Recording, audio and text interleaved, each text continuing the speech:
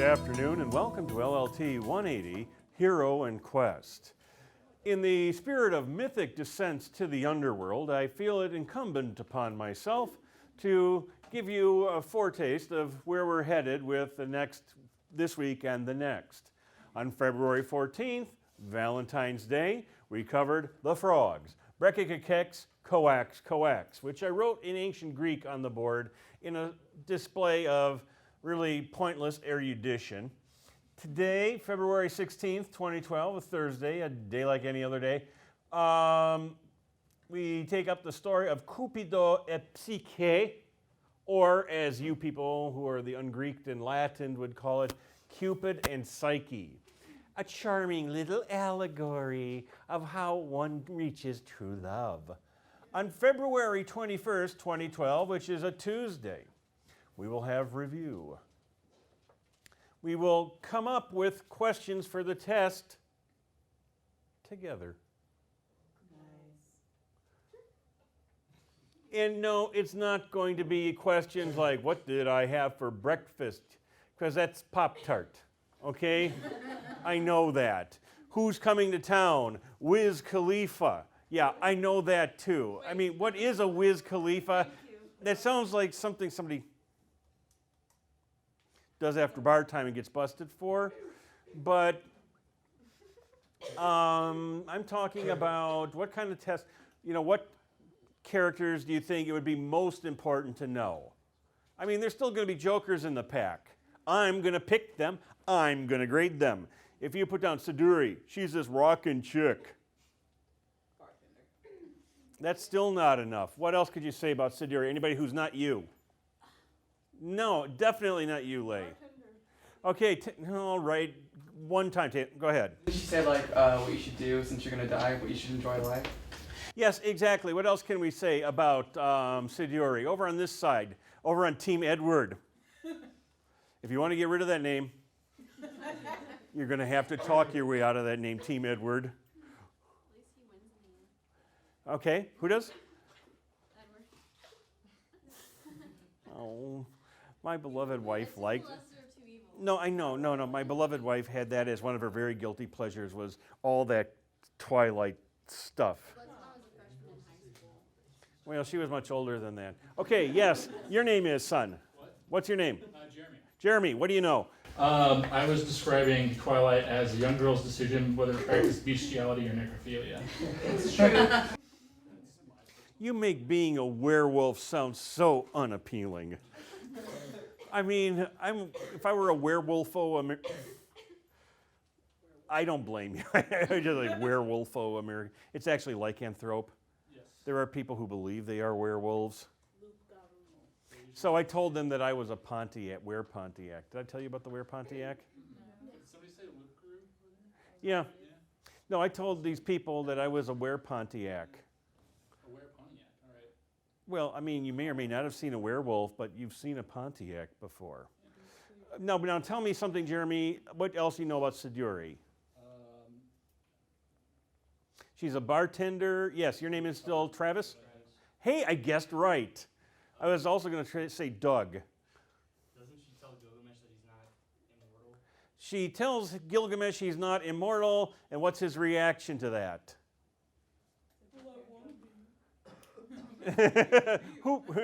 That's one reaction. What's his other reaction to that? No, somebody over here in Team Jacob or Team Edward or Team Werewolf. Your name all the way in the back. Dan, what do you got? He basically says screw you and keeps searching. Well, you'll have to bleep that little crudity out. But yeah, basically he says, what do you know? Your girl. Where's Urshanabi? And of course, she's absolutely right. If you were to describe Siduri's advice in Latin, that is correct. Carpe diem. And kids, there's a better than average chance that Siduri will be making an appearance on your test. But that's what we're going to do on Tuesday, is have conversations like this, where I think, man, none of these people understands what a liminal experience is. Haha, I'll show them. I'll put liminal experience on the test.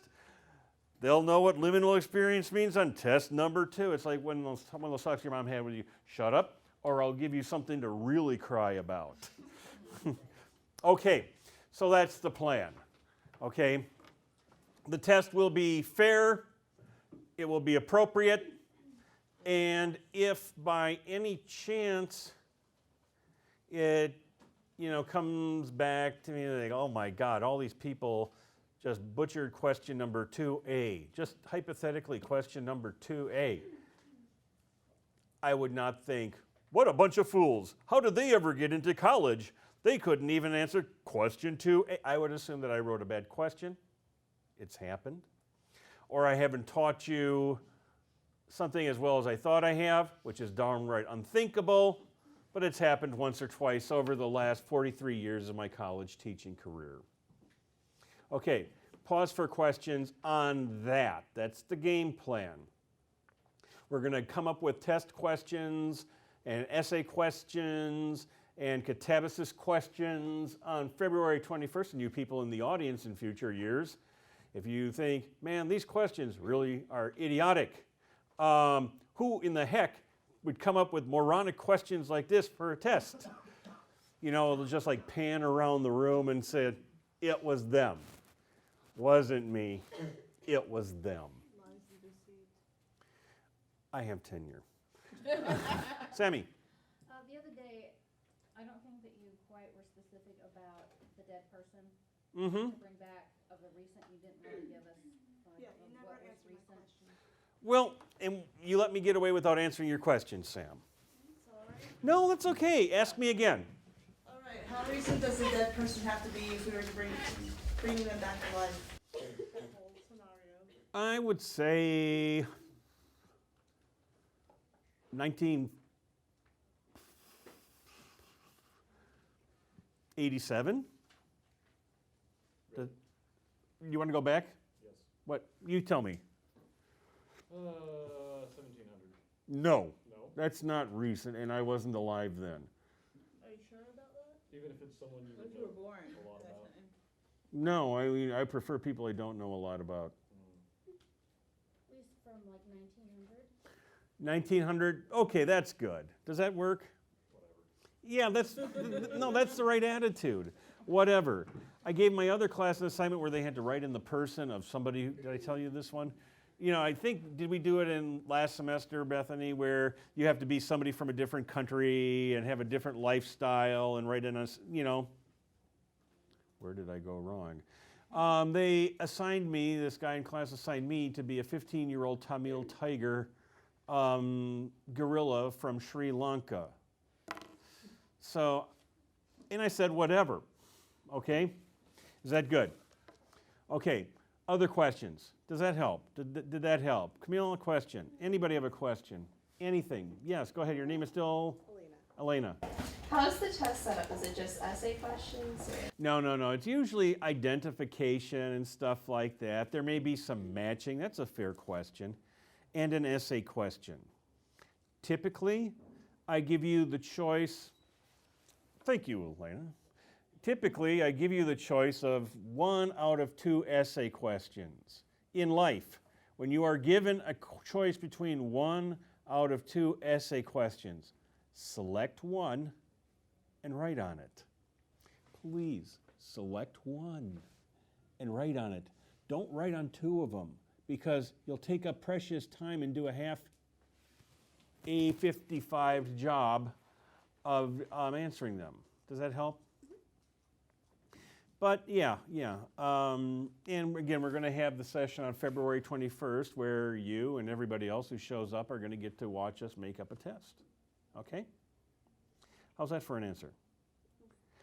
Okay, any other good questions, mediocre questions? Okay, good or mediocre, Sammy? It's fairly good. Okay, Back to the dead person. yes. And how much are you looking for us to write? A couple of paragraphs?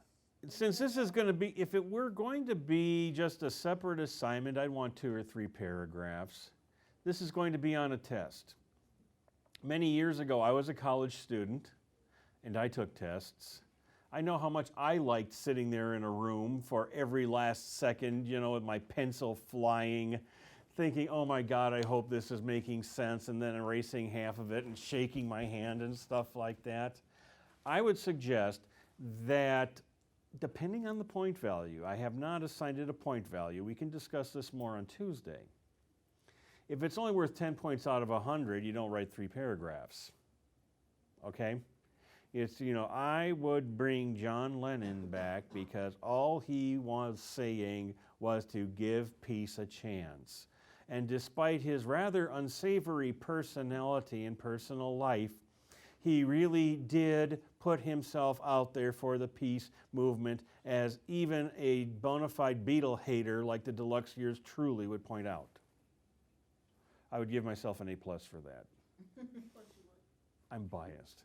No, that's not even true. When I fill out my student evaluations at the end of the year, you'd be amazed how brutal I can be on myself. Okay, other questions? Was that an okay answer? Yes, thank you. You're welcome to ask me again on Tuesday. I may have an even better answer on Tuesday. Okay, once upon a time, there was this guy who was named Lucius. He lived in the 2nd century AD.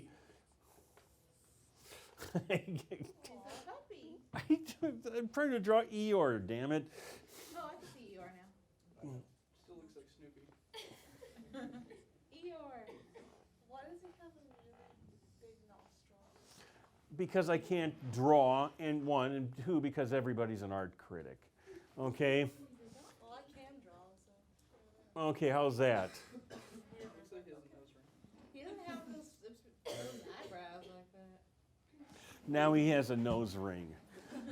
He's edgy. He's edgy. He's supposed to be depressed. No, he's really happy because, you know, it's not easy tagging along with Winnie the damn Pooh, as he calls him. Winnie the effing Pooh, as he also calls him.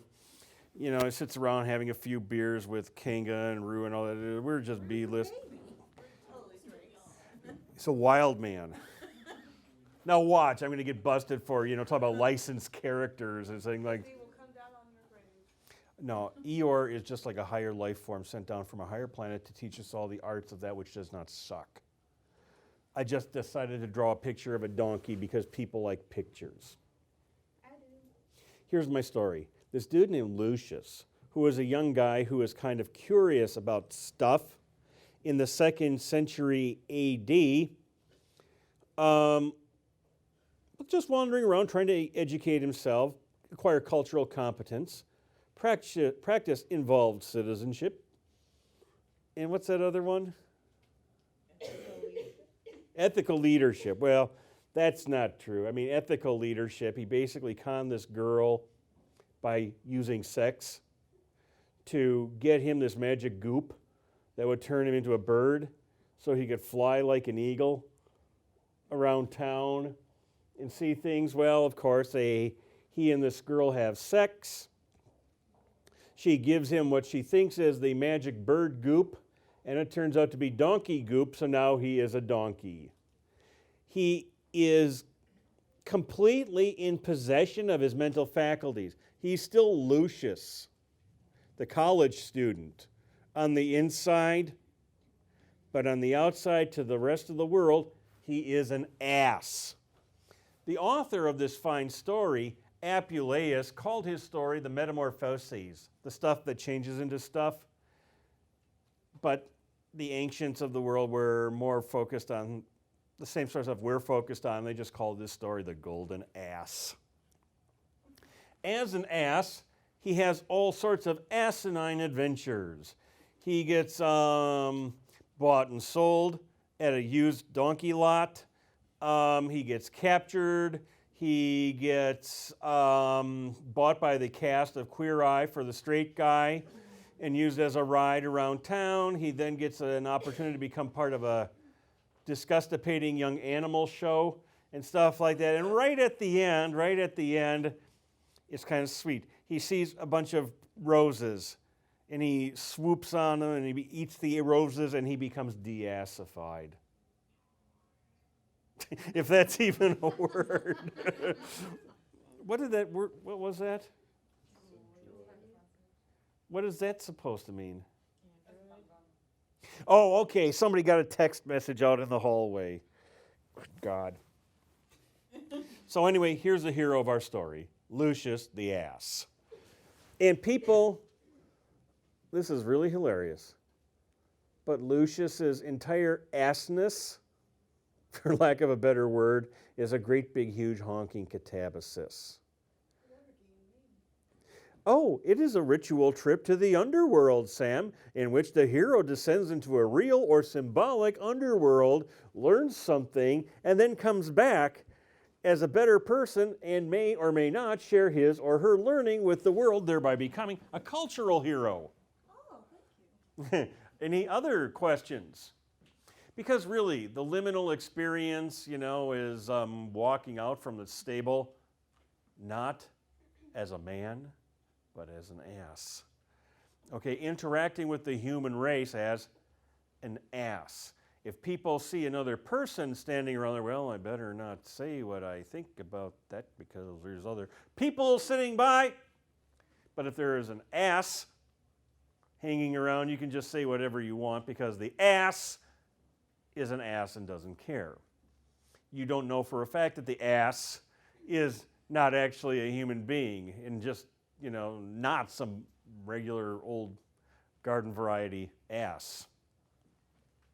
Okay, and the story that we're about to hear, the Fable of Cupid and Psyche, is an allegory. A little story which tries to express a symbolic truth, an important truth through symbolic languages. Language. It's probably a ramp up from a parable. The parable is just saying,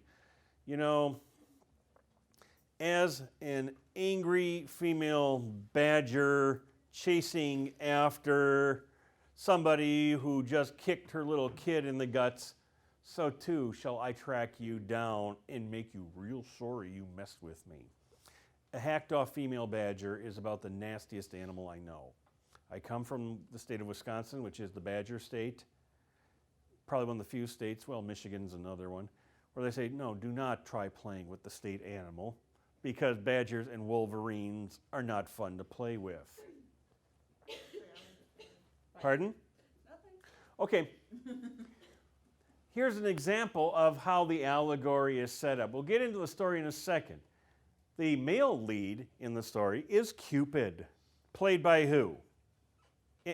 Anybody, ladies. I will pick literally anybody to play Cupid that you want. Who? Johnny Depp. Who said Johnny Depp?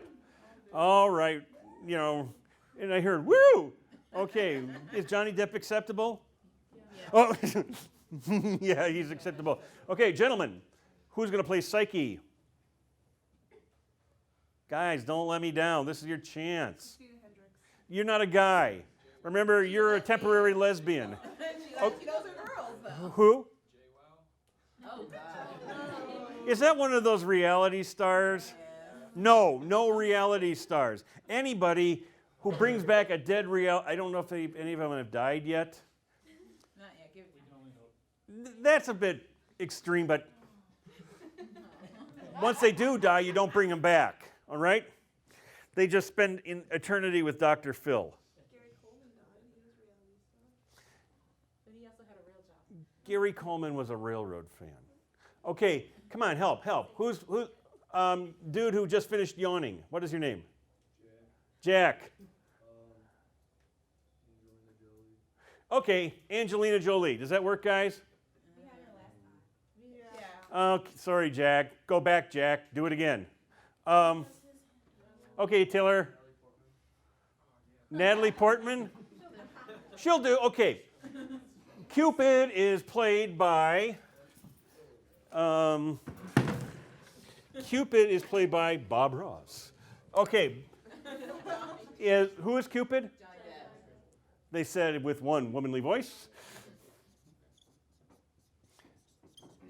Okay. And Psyche is played by Natalie Portman. The evil sisters, Jay Wow and Kim Kardashian. one of the nice things about being a professor is you're doing these things in class. You get to make up the ones you want. Okay, the goddess Venus. She's going to be a little bit on the older side, you know, kind of milfy. And no, shut up. You're not really a lesbian. You're just acting like one.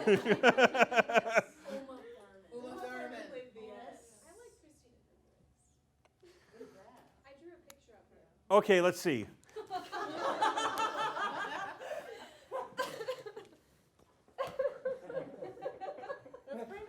Fair enough. You get Christina Hendricks.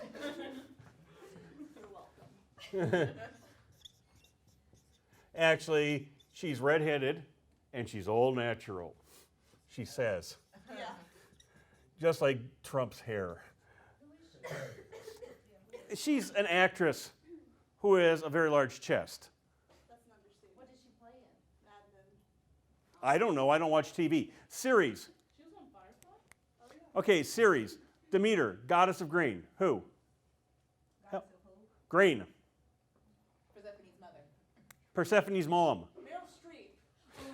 Fair enough. Okay, ants. Who plays the ants?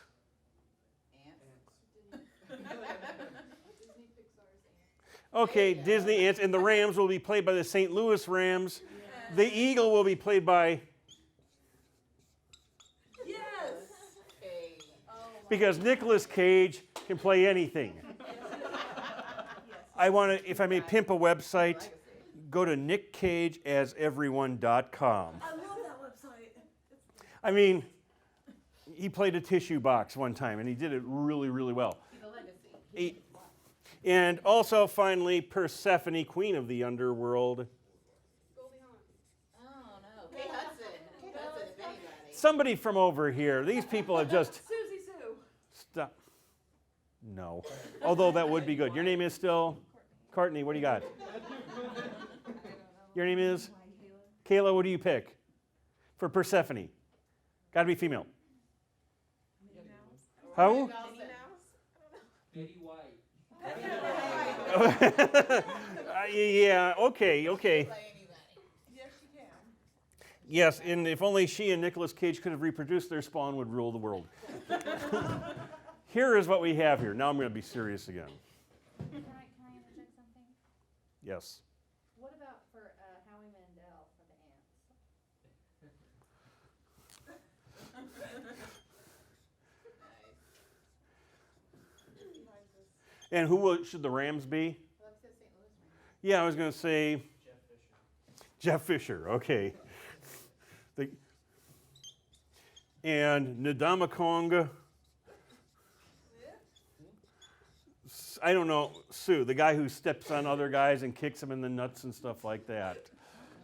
Who is apparently a really nice guy when he's not wearing a football uniform. What about Hephaestus? He's not even in here. Okay, well why is he up there? Over there next to all the names. We begin.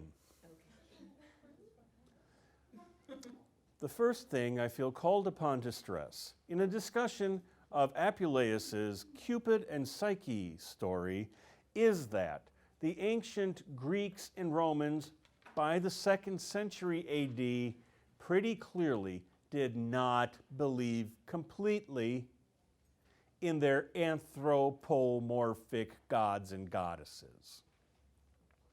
Looking back on Gilgamesh, I have the distinct feeling that to the Sumerians of 2800 BC, the universe was indeed ruled by angry gods and goddesses.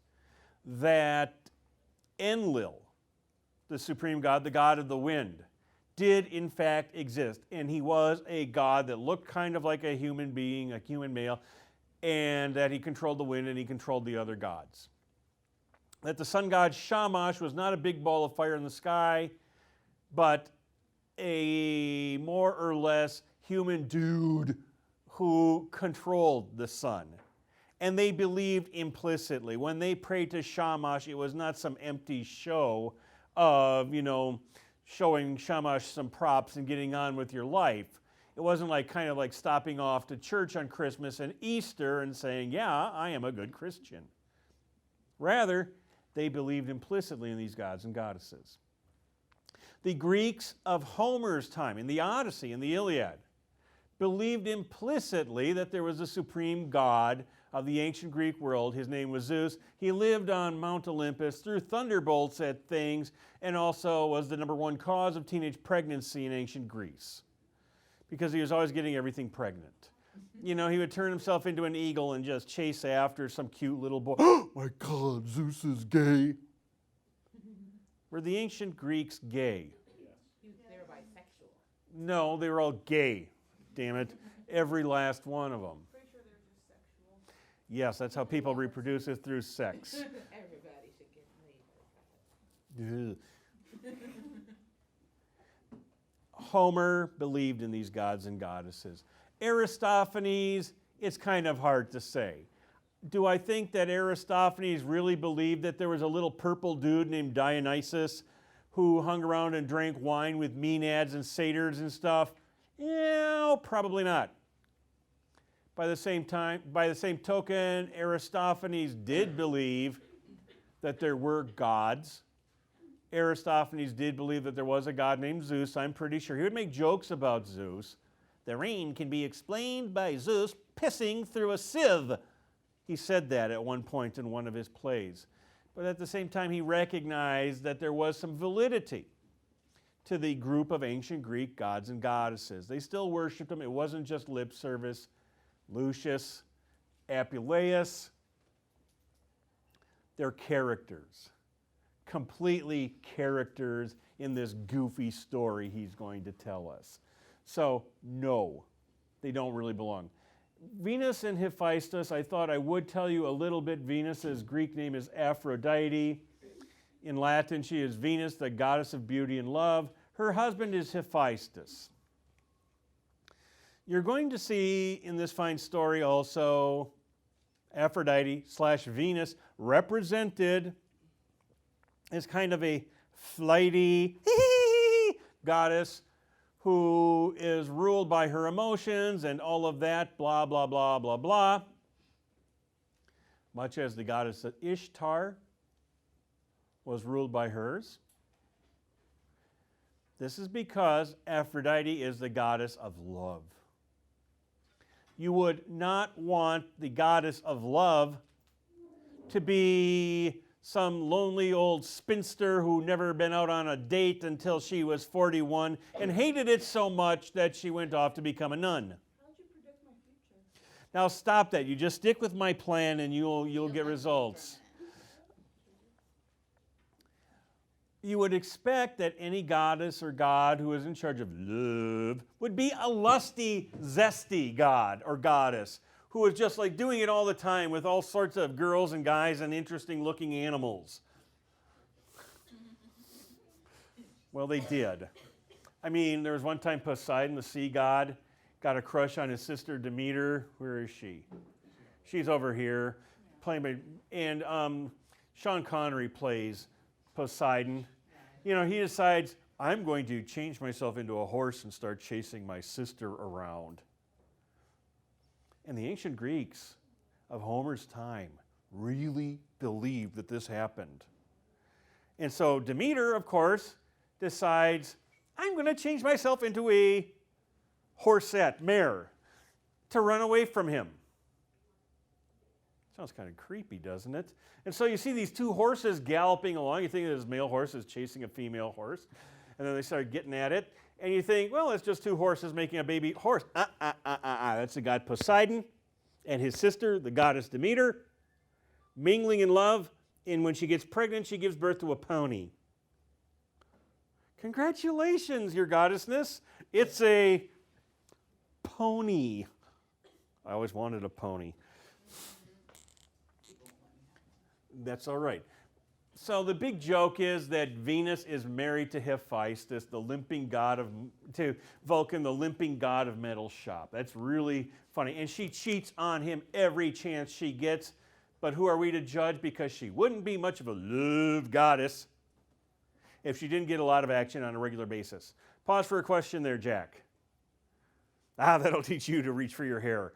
Okay, any questions, really, any questions about, that's why I put Heffy up on the board, is because, you know, Venus was a personality way back. Yes, she is an externalization of the power of love. Yes, this is an externalization of the power of love invented by guys. Yes, men, let's decide to personify love as a god. Oh, definitely a goddess. Yes, definitely a goddess. Yes, definitely a goddess. Very emotional and insecure and horny all the time. Yes, I like that. Very like women. Yes, exactly. You know, if women invented a love god, he'd look like Fabio. Okay, so that's where Venus is coming from. Cupid and Psyche are all inventions, but the personality attributed to Venus, just being very vain and jealous and stuff like that, is in fact not an invention. She's been that way all of her eternal life. And then you ask me why you can't find any guys. You disrespect the goddess of love like that. Folks, you do not ever disrespect a god or goddess that's called hubris. You especially do not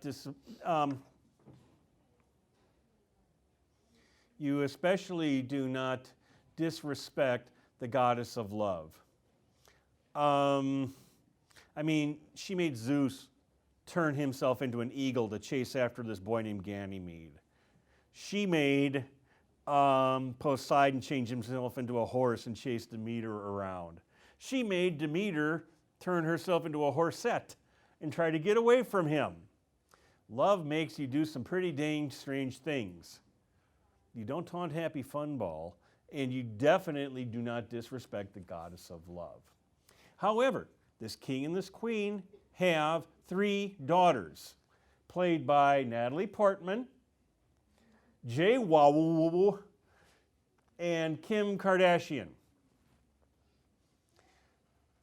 Psyche, the daughter played by Natalie Portman, is so beautiful that people are even starting to compare her to the goddess of beauty and love, Venus.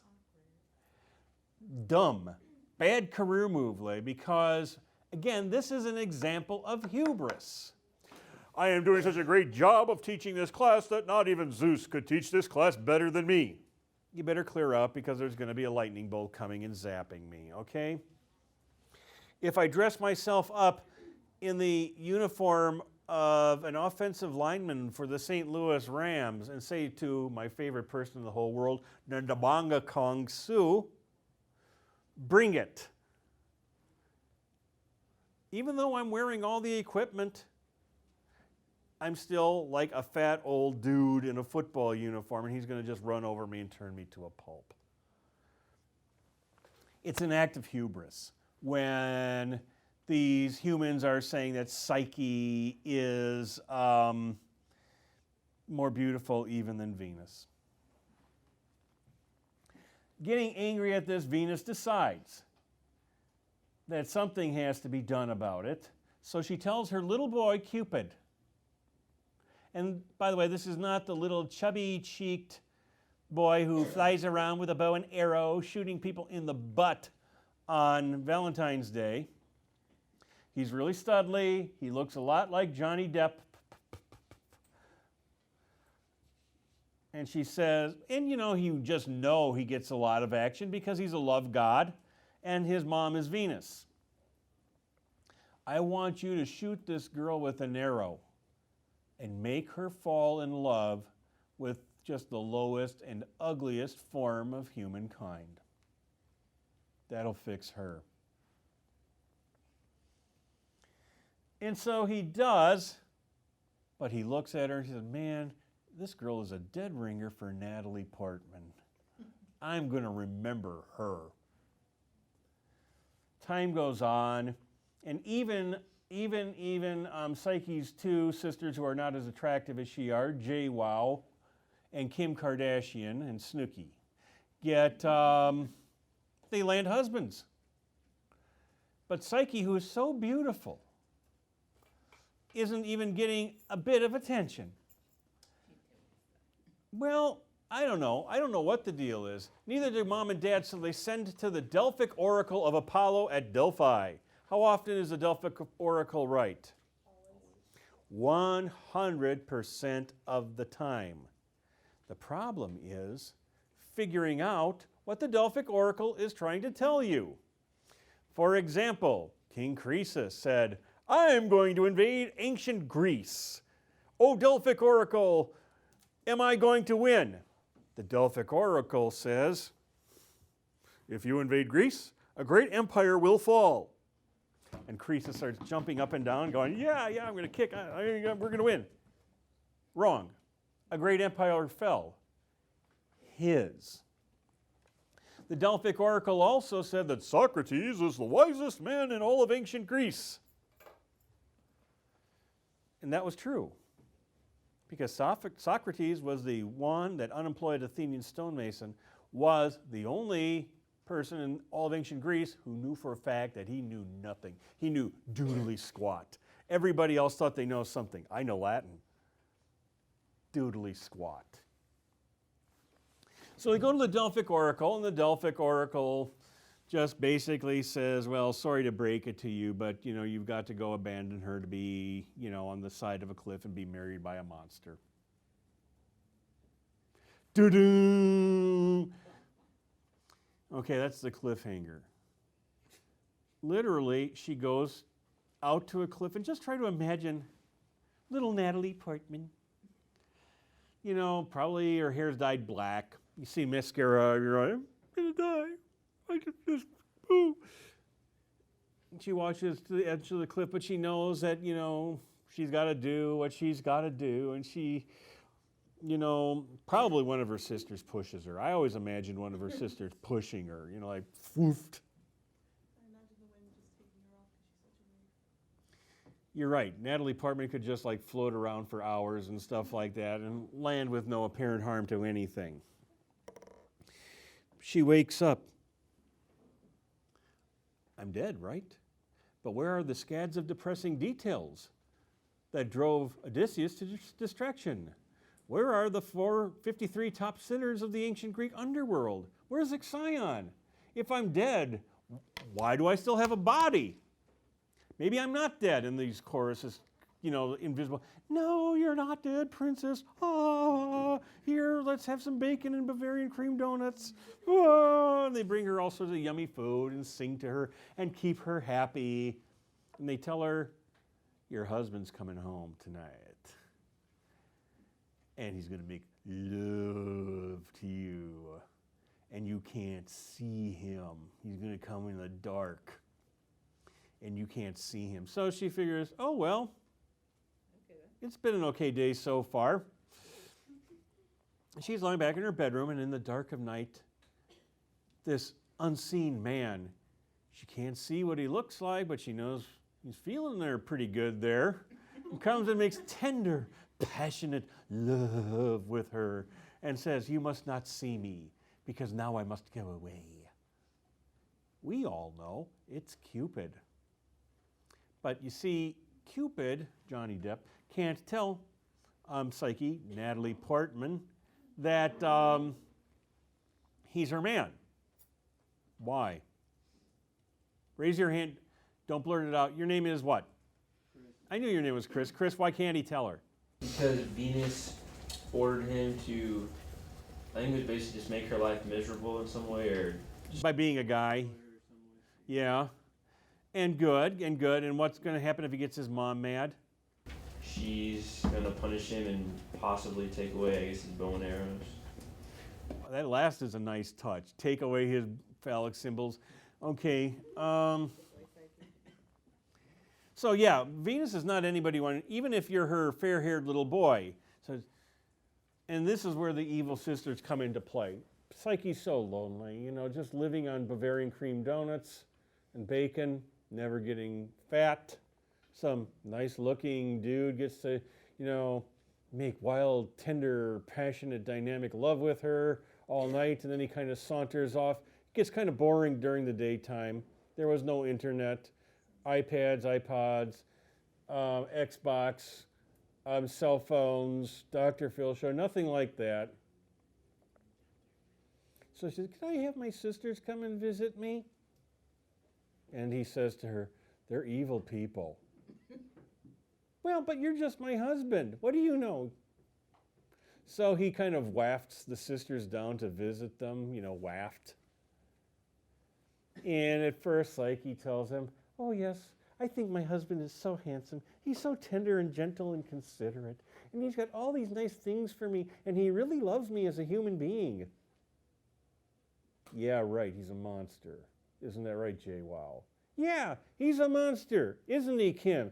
Yeah, he's a great big huge scaly monster with horns. And he looks like...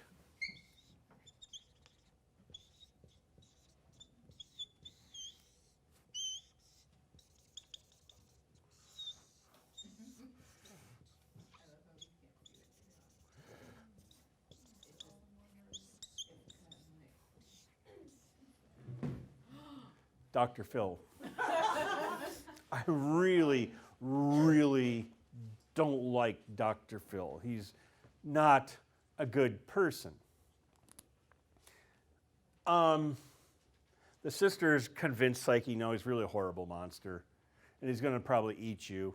So really, stop that. And he's going to, so what you need to do is after your next love-making session, get an oil lamp and a knife. And when he falls asleep, check him out. So, the love deed transpires. She's got a knife and an oil lamp by her bed. She takes her cigarette and uses it to light the oil lamp. And she starts coming up with a knife and she says, OMFG. This is Mr. Johnny F. Depp in my sack here. And in her excitement, she lets drop just one little bit of hot oil. It hits Johnny Depp on his butt. I'm just putting in that detail in there for the ladies. And he flies up, have any of you had a boiling hot substance poured upon you while you were asleep? Try to avoid it. You have, Thomas? Yeah, Who poured it on you? my mom by accident. All right, it was an accident and it was your mom. Okay. Cupid jumps up, his wings all flutter. She says, oh my God, you are so smoking hot. My mom's going to be so mad. Oh, by the way, you're pregnant. And he flies like an eagle. I pause for your question here. Yeah, your name is? Holly. So Psyche and Cupid, they're sister and brother. No, they're not. Then who was? I thought you said they were both Venus's. No, Psyche is a daughter to a king. Yeah. Oh, okay. Yes. She's right. Okay, any other questions that you need Leigh to answer? Yes, go ahead, Jax. How would Venus find out if Cupid and Psyche didn't tell her? She is V-effing-ness. She has spies.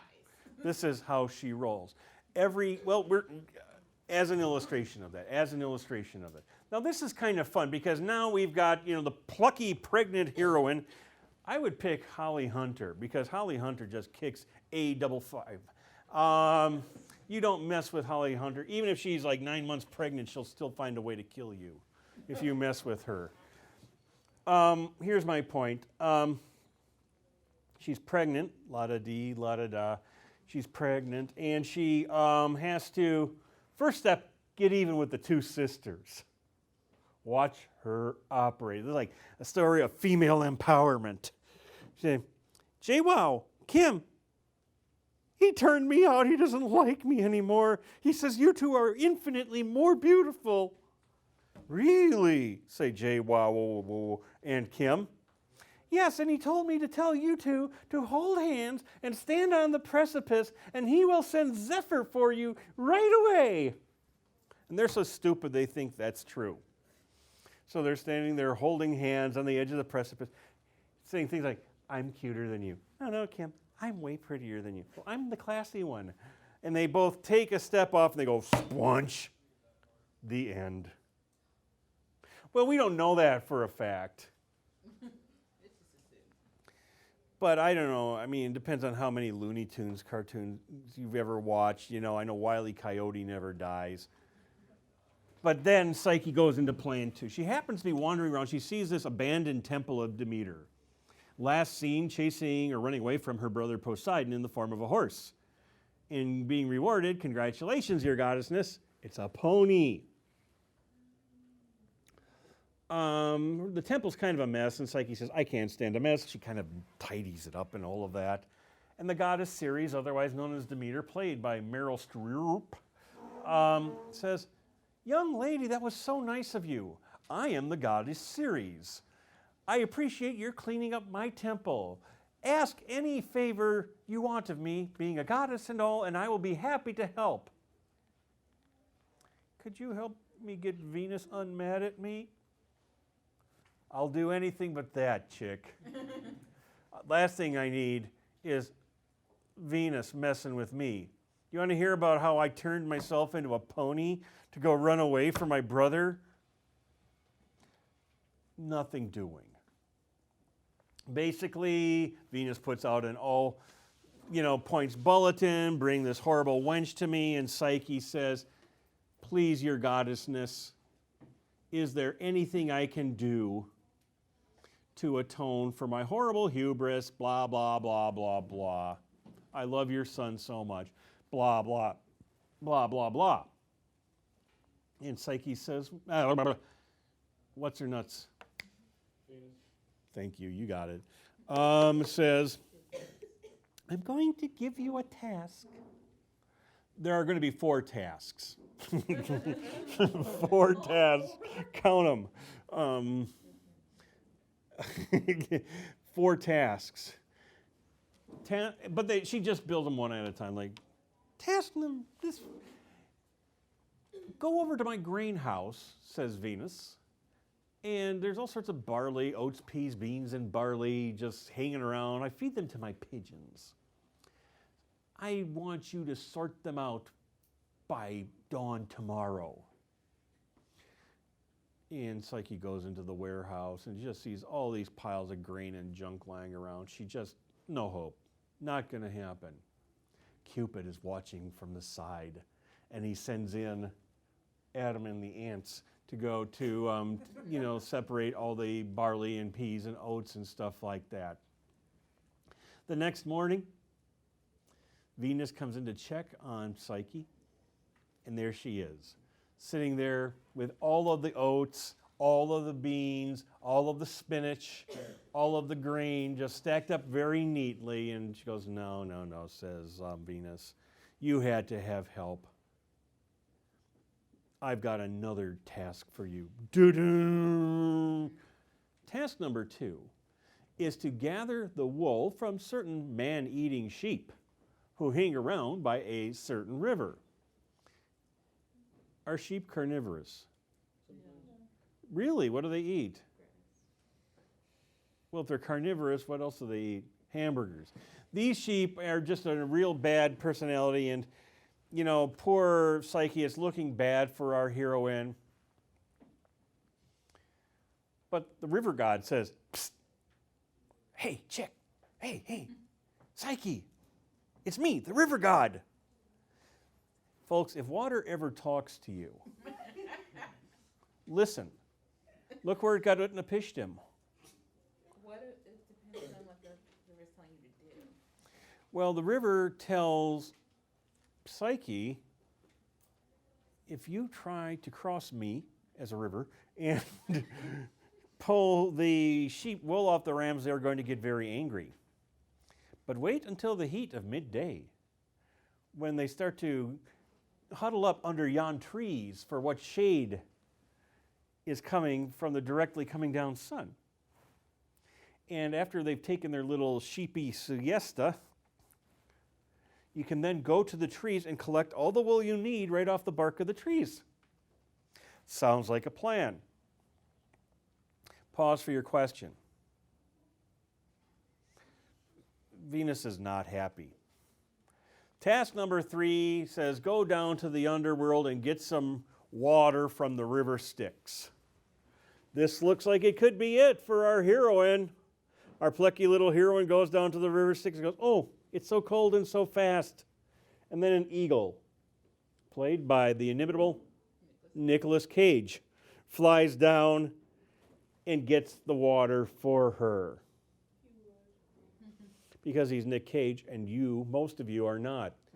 The Venus is just really, really, really angry now because she's carried through all three tasks. So she sends Psyche on a catabasis. Go down to the underworld and bring back some of Persephone's beauty in this little jar. And I think it's like, this time it's like a talking tower or a talking dog or something like that, gives her the directions. And in these directions that Persephone gets, you can see pretty much the topography of the classical Greco-Roman underworld. You go down there, you will meet a soul who wants 2 obols. He wants to go across. You will see a boatman who takes people across. You'll see the 3-headed hound of hell. You will see this. You will see that. Be sure to have a couple of alcohol, drug-soaked pieces of bread to throw at the dog so he doesn't bite you or anything like that. And then you can go in there and to the room of Betty White playing Persephone. Persephone hasn't had an easy life herself. As I believe I told you in our last exciting class, Persephone did not choose to become Mrs. Hades, goddess of the underworld. Her dad signed her up for it. And when her mom got her off the hook by not making the grass grow, Hades fixed it so she had to spend part of the year down there with him anyway. Persephone understands, which I think is why Betty White is such a cool choice. Because Betty White, she gets it, so to speak. And she says, oh, I will be happy to take some of my beauty and put it in this little jar that you can bring up to the goddess, my dear friend and fellow goddess, Venus, with my compliments. Here's the deal. How many of you have ever heard the story of Pandora's box? Raise your hand if you've ever heard this.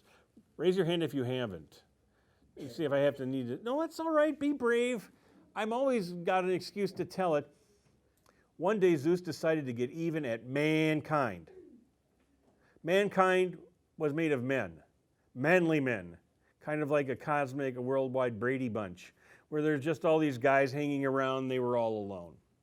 They create this creature named a woman called Pandora. They make her out of mud and water to punish mankind. And what they do is give her a little jar, box, what have you, with all the evils in the world. Hatred, lies, death, cancer, Dr. Phil, just everything that's really bad, plus hope.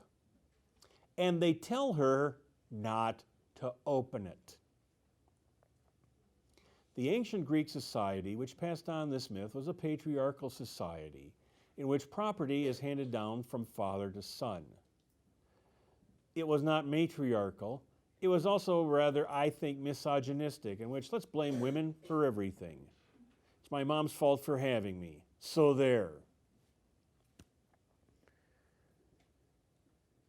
Pandora goes to the house of Prometheus's younger, dumber brother, Epimetheus.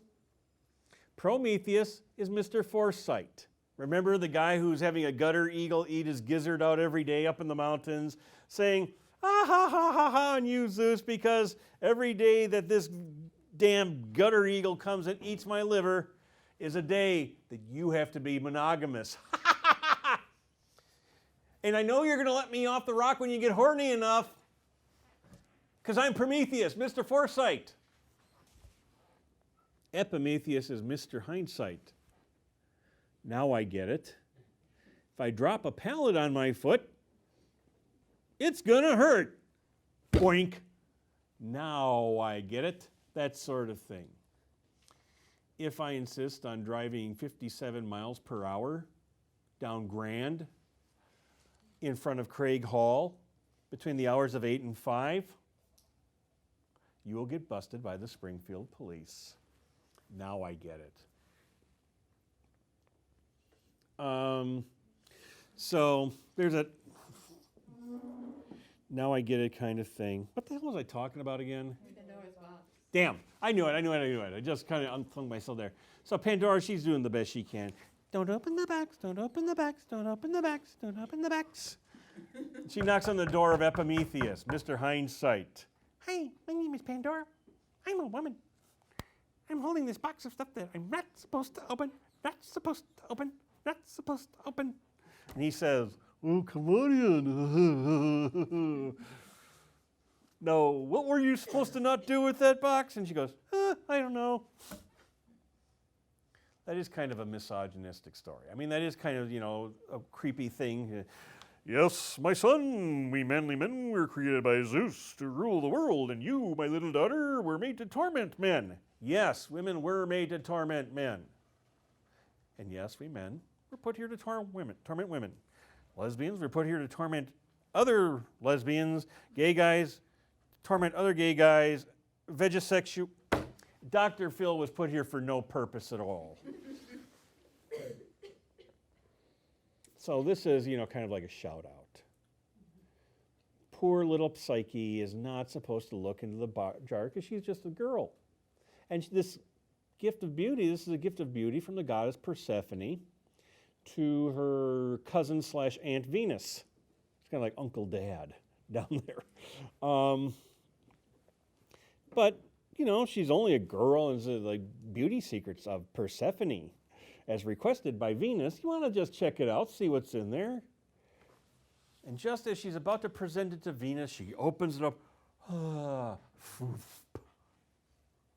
passes out. And Cupid, played by Johnny Depp, comes fluttering in on his little wings and said, Mom, she's so beautiful and I love her so much, and plus she's about to pop, which is just about true. So Venus goes, she's plucky. She's got girl power. I was pregnant once. Let's do it. And she says, I give you consent. Give Psyche a drink of ambrosia. She will become an immortal goddess. And more importantly than that, she will formally become Mrs. Cupid. I know. It has a happy ending. And in 9 months, well, it's not 9 months' time, because she is pregnant. Maybe they just whisk her off to the birthing chamber or whatever. She gives birth to a girl by the name of Voluptas, who will not be on the test. Her name in ancient Roman Latin means joy. You said she will be on the test or will not? Will not. But Ryan, right? Yes. This is what I do want you to get out of this story, since you prompted me. Okay? The allegory breaks down like this. Cupid is the Latin word for lust. Psyche is the Greek word for soul. And this whole, hang on a second, I'm on a roll. And this whole little bizarre little courtship dance they do, kind of like laying this dude who's going to ask her out and maybe not going to kind of ask her out. I mean, this is how guys and girls behave. They do this crap to each other, but don't just cross them off. These two are obviously meant for each other, okay? But they still have to behave in the bizarre mating rituals that human beings behave in. It is the allegory, the allegorical force is to say, lust just charges on. The soul is all fragile and stuff. But when the soul is forced to, the soul can be very strong. And lust and the soul are trying to come together, just like the Greek and the Latin languages come together. And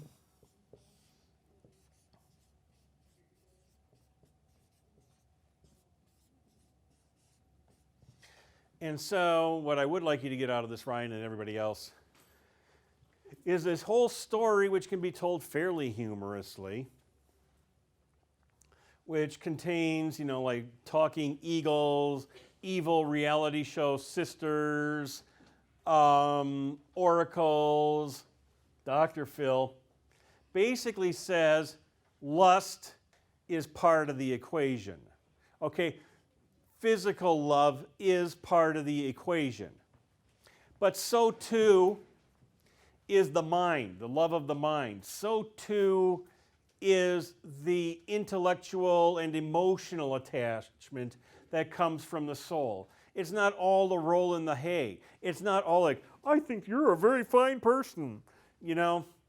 When you find the two, when you make the two come together, through all the struggles, through all of the ups and downs, you finally get together and keep it together, the story tells us that the result is joy, is happiness, a complete life. It's not easy for the soul and for just the blind urge to rut to come together. I mean, you guys are all a bunch of frisky college kids, for God's sake. It's messed up. Not even on my worst days, some of which are very bad. But I say, gee, I wish I were 19 years old again. You have a full head of hair and you're skinny. No. You can drink beer and smoke cigarettes as much as you want.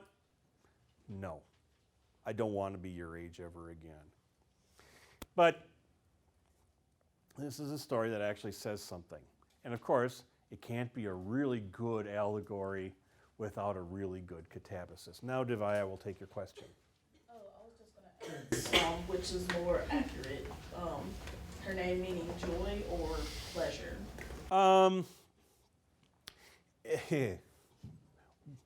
What an excellent question. For those of you in the audience who are ever considering becoming teachers, that's a very good teacher tactic to say, excellent question. That question is so excellent, I want to stand behind a podium and give you an answer. It is a part of allegorical literature, okay, that names carry tremendous significance. We're going to see this especially, we're going to see some of it in Virgil's Aeneid after the test. We're going to see it big time in Dante's Inferno, okay? So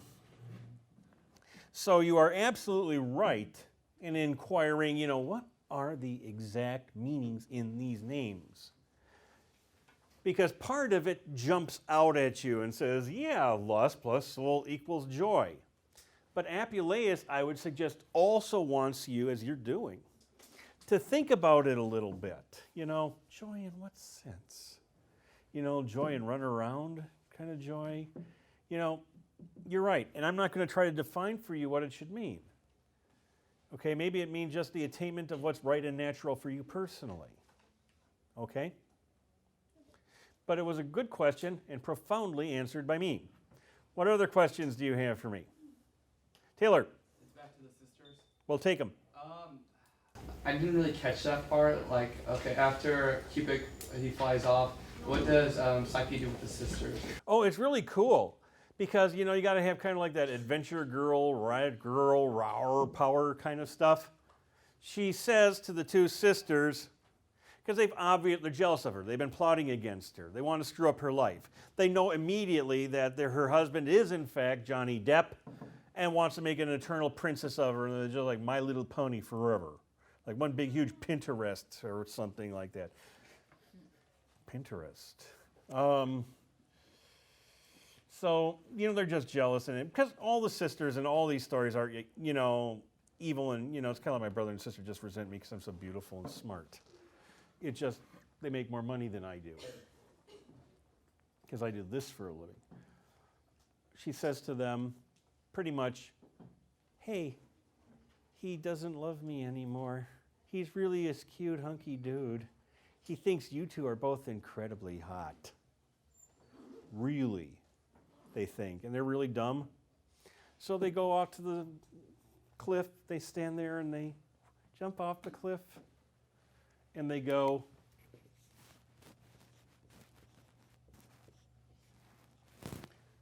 Splat. That's my answer, and I'm sticking to it. What else? What other great? Yes, go ahead. Your name is still Chris. Chris.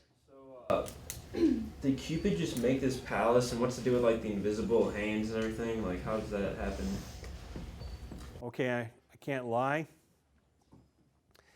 It was actually the Super 8 out on Highway 65 by Battlefield.